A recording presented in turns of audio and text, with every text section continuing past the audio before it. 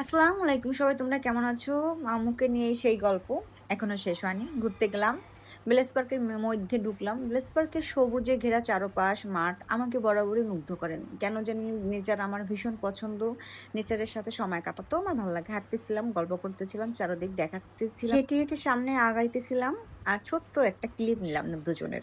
সেদিনকে কিন্তু গরমও পড়ছিল অনেক। আম্মু রুমাল দিয়ে ঘামটা বারবার করে মুছতেছিল। মানে এত গরম পড়তেছিল সেদিনকে, ভালোই গরম পড়ছে।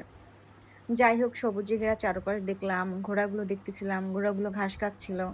আমি সুন্দর সুন্দর করে ভিডিও নিচ্ছিলাম, ভালোই লাগতেছিল আমার কাছে। অনেক মানুষ দাঁড়িয়ে দাঁড়িয়ে এখানে খেলা দেখতেছিল, ফুটবল খেলা হইতেছিল এখানে।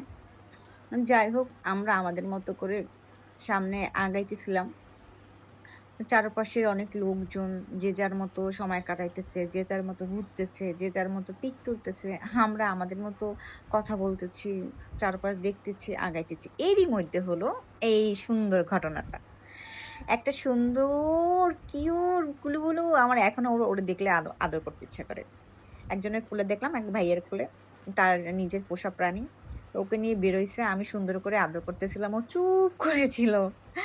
আমি এমনিতেই বিড়াল প্রিয় মানুষ। বিড়াল, কুকুর আমার ভীষণ পছন্দ। এদেরকে আদর করতে আমার ভালো লাগে। আমি নিজেও পুষি। এখানে লেকটাতে দেখো একদম ভোরে, ভোরে না শাপলা ফুলের পাতা হয়ে আছে, শাপলাও আছে। একদম ভরে আছে। এটা প্রতি বছরই আমি বর্ষাকালে বেশি নোটিস করি। সুন্দর করে হয়ে গেছে। একদম বোঝাই যেন পরিষ্কার করতে হবে, এরকম একটা বিষয়।